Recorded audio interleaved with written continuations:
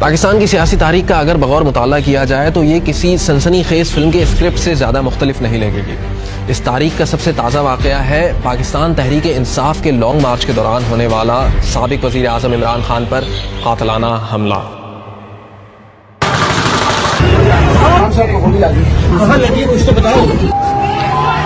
इस हमले में जहां इमरान खान और पाकिस्तान तहरीक इंसाफ की क़यादत के कुछ लोग गोलियां लगने से ज़ख्मी हुए, वहीं मार्च में मौजूद एक शख्स भी हलाक हो गया।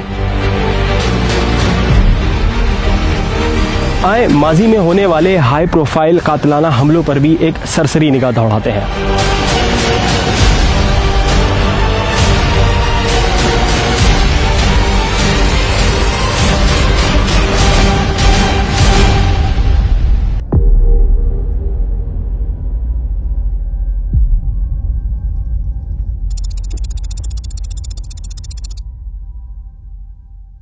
पाकिस्तान की तारीख में इस नौयत का सबसे पहला वाक़या पेश आता है 1951, मतलब क़याम पाकिस्तान के 3 साल ही बाद।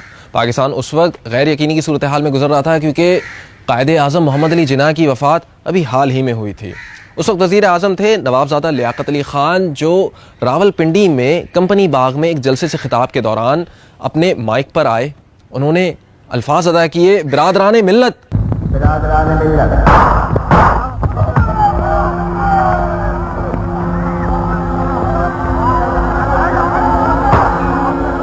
और इसी दौरान एक फायर की आवाज़ आती है।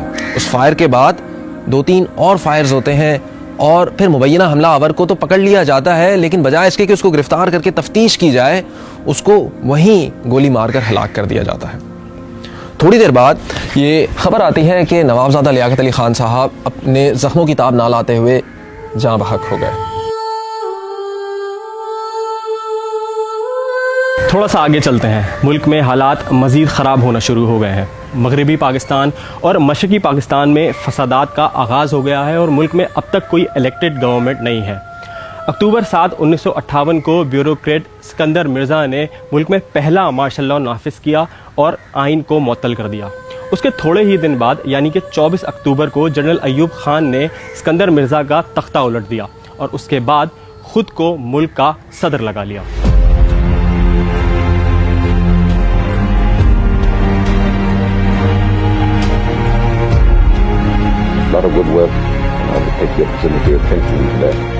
इसी दौरान मादर मिल्लत का खिताब पाने वाली मोहतरमा फातिमा जिन्ना, जो एक मकबूल अवामी लीडर हैं और मार्शल लॉ के ख़िलाफ़ उनकी एक सियासी जद्दोजहद है, उनका 9 जुलाई 1967 में इंतहाई पुरस्रार तरीके से इंतकाल हो जाता है। ये इतना मुतनाज़ा होता है कि इंतकाल के 4 साल बाद भी लोग ये इल्ज़ाम लगाते हैं कि इंतकाल नहीं बल्कि एक कत्ल है और उसकी अदालती तहकीकात होनी चाहिए। सबसे पहले मैं आपका शुक्रिया अदा करती हूँ कि आप यहाँ बड़ी तादाद में मौजूद हैं। आप लोगों को सबको मालूम है कि ये इलेक्शन हो रहे हैं और किस नजरिए पे ये इलेक्शन हो रहे हैं। फातिमा जिन्ना के इंतकाल के बाद 8 नवंबर 1968 में ज़माना मार्शल लॉ के सदर जनरल अयूब खान पर भी उस वक्त हमला हुआ जब वो पेशावर की एक यूनिवर्सिटी से खिताब कर रहे थे। वहाँ मौजूद एक शख्स ने उन पर गोली चलाई, ताहम वो इस हमले में महफूज रहे। उसके कुछ ही अरसे बाद जनरल अयूब खान ने इक़्तिदार जनरल याया के सुपुर्द कर दिया। मुल्क में इंतखाबात हुए, फसादात हुए और 1971 में मुल्क टूट गया।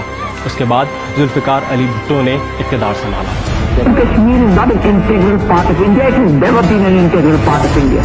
We will fight. We'll go back and fight. My country hearkens for me. You can take your security council. Here you are. I'm going. East Pakistan अब बांग्लादेश बन चुका है और वेस्ट पाकिस्तान, जो कि मौजूदा पाकिस्तान है, उसका इक़्तिदार जनरल याया खान ने जुल्फ़िकार अली भुट्टो के हवाले कर दिया। जुल्फ़िकार अली भुट्टो के ज़माने में मुल्क में नए तनाज़ात ने जन्म लिया और हालात इतने ख़राब हुए कि उनका फ़ायदा उठाकर जनरल ज़ियाउल हक ने मुल्क में एक और बार शबखून मार दिया और भुट्टो की हुकूमत को बरतरफ कर दिया। तो भुट्टो की हुकूमत ख़त्म हो चुकी है। सारे मुल्क में मार्शल लॉ नाफिज कर दिया गया है। कौमी और सूबाई असम्बलियाँ तोड़ दी गई हैं। उन्होंने भुट्टो पर एक मुकदमा चला के 1979 में उनको फांसी पर भी चढ़ा दिया। Justice must be done, and nobody is above the law according to my conviction. whether it is Mr. A, Mr. B or General Ziaul Haq himself. अब ज़ियाउल हक सदर हैं। अखबारी रिपोर्ट्स के मुताबिक उन पर भी कुछ जानलेवा हमले हुए। अलबत्ता 17 अगस्त 1988 में एक पुरस्कार हादसे में ज़ियाउल हक का तैयारा गिर जाता है, जिसमें उन समेत दीगर फौजी अफसरान और अमरीकी सफ़ीर भी हलाक हो जाते हैं। शहीद सदर की जिंदगी का आखिरी दिन 17 अगस्त सन 1988। John, freedom has no price. It is the precious possession of any nation. अब बारी आती है भुट्टो के बेटे की। मोहतरमा बेनज़ीर भुट्टो की दूसरी हुकूमत है 1996 में, और इनके सियासी मुखालफिन में शामिल हैं इनके अपने भाई Mir Murtaza Bhutto. I challenge them to come and arrest me. If they can face the consequences afterwards, the political consequences. जो 20 सितंबर 1996 में अपने एक सियासी जलसे से वापसी आ रहे थे और उनके घर के बाहर ही उनकी पुलिस से मुठभेड़ होती है और वहाँ इनको इनकाउंटर में मार दिया जाता है।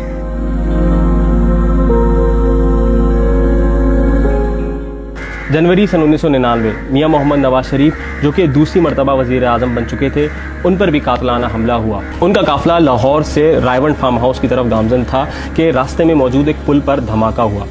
चूँकि उनका काफिला पुल से गुजर चुका था, इसलिए वो उस हमले में महफूज रहे, लेकिन इस हमले में एक पुलिस एहलकार समेत 4 अफराद हलाक हो गए। उसी साल नवाज शरीफ की हुकूमत का तख्ता पलट दिया जाता है और मुल्क में एक बार फिर मार्शल लॉ लग जाता है।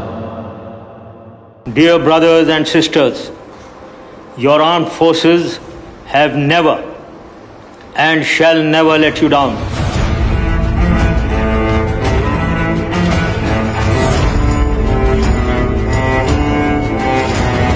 अब मार्शल लॉ लगने के बाद मुल्क के सदर हैं जनरल परवेज़ मुशर्रफ, और 9/11 के बाद से पूरी दुनिया में हालात तब्दील हो रहे हैं। पाकिस्तान खास तौर पर दहशतगर्दी की जद में है। 2003 में परवेज़ मुशर्रफ पर पहला कातलाना हमला होता है कराची में, जब वो शारा फैसल से गुजर रहे होते हैं अपने काफिले के हमरा, और सड़क पर खड़ी गाड़ी में एक धमाका होता है। वो इसमें महफूज रहते हैं, लेकिन इसी साल के थोड़ा सा आगे मतलब दिसंबर 14 में रावलपिंडी में इन पर एक और कातलाना हमला होता है। इस मरतबा ये खुदकुश हमला था, इसमें भी महफूज रहते हैं। और फिर 25 दिसंबर को एक और कातलाना हमला होता है, ताहम वो तमाम हमलों में महफूज रहते हैं। 30 जुलाई 2004 को साबिक वज़ीर आज़म शौकत अजीज़ पर उनकी इंतखाबी मुहिम के दौरान खुदकुश हमला हुआ। वो इस हमले में महफूज रहे, लेकिन वहाँ मौजूद 6 अफराद हलाक हो गए। उसके बाद वो मुल्क के वज़ीर आज़म बने और मुशर्रफ के मार्शल लॉ के दौर में 2007 तक ओहदे पर फाइज रहे।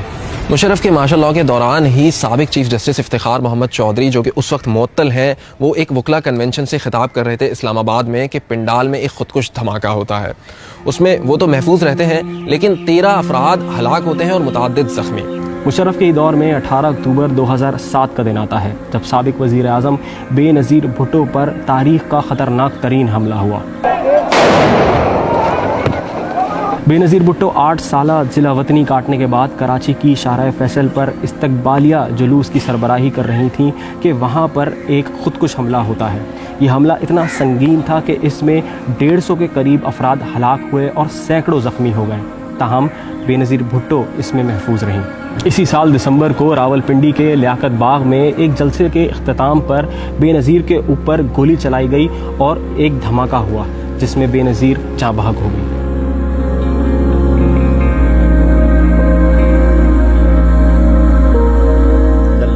Of the sunroof hit her, and unfortunately that became the cause of her death. 4 जनवरी 2011 और शख्सियत हैं सलमान तासीर, जो अपने ही सिक्योरिटी गार्ड के हमले में जाँ बहक हो जाते हैं।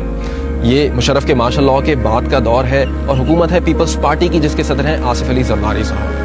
सलमान तासीर के कातिल मुमताज़ कादरी पर केस चलता है और बिलाखिर फरवरी 2016 में उनको फांसी पर चढ़ा दिया जाता है। इनका शुमार तो उन वाक़यात में होता है जो क़याम पाकिस्तान से लेकर आज तक पेश आते रहे हैं, लेकिन आपको पता है कि एक ऐसा कातलाना हमला भी है जो हाकिम बदहान अगर कामयाब होता तो शायद क़याम पाकिस्तान ही ना होता।